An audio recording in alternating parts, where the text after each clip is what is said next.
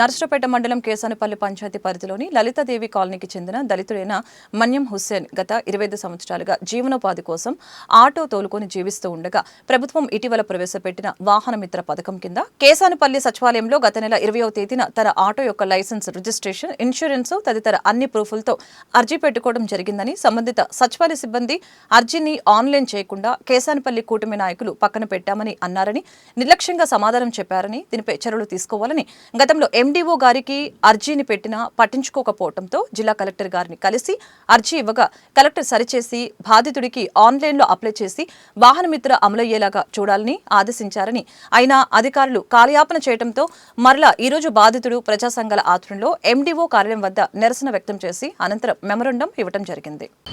నరసరావుపేట మండలం కేసానపల్లి శివారు భీమలింగేశ్వర కాలనీ, అలాగే మరొక లలితాదేవి కాలనీ కూడా అంటారు. ఆ కాలనీకి చెందినటువంటి హుస్సేన్, ఇతను ఒక ఎస్సీ మాల కులానికి చెందిన వ్యక్తి.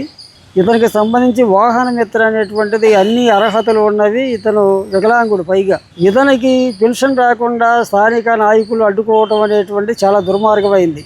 అధికార పార్టీ నాయకులు అడ్డుకోవటం అనేది సరైనది కాదు.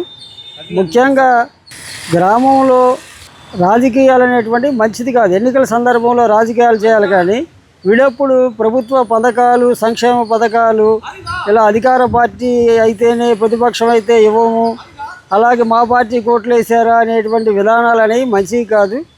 వాటిని మార్చుకోవాలి. ముఖ్యంగా కేసానపల్లిలో ఉన్నటువంటి అధికార పార్టీ కూటమి నాయకులు ఈ విషయంలో ఇలాంటి వికలాంగుడికి అన్యాయం చేయటువంటిది చాలా దుర్మార్గం. ఎమ్మెల్యే గారు కూడా కలగజేసుకోవాలి ఈ విషయంలో. నమస్తే అండి, నా పేరు మన్నమ హుస్సేను.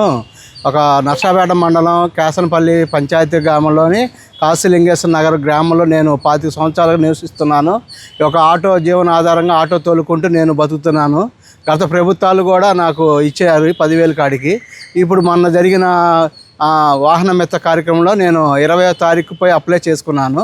20వ తారీఖులో అప్లై చేసుకున్న తర్వాత 20వ తారీఖు, 21, 22 నాకేమి మెసేజ్ కానీ నాకు ఓటీపీ కానీ ఏమి రాలేదు. సరే అని చెప్పేసి నేను కేసానపల్లి సచివాలయంకి వెళ్ళి మళ్ళీ అడిగాను, ఏంటంటే నాకు మెసేజ్ కానీ ఓటీపీ కానీ ఏమి రాలేదని. అంటే బాబు మమ్మల్ని ఏం చేయమంటారు, ఉన్న ఊళ్ళో పెద్దలు నాయకులు పక్కన పెట్టమన్నారు, మేము పెట్టేసాం, మాదేం లేదండి అని చెప్పడం జరిగింది.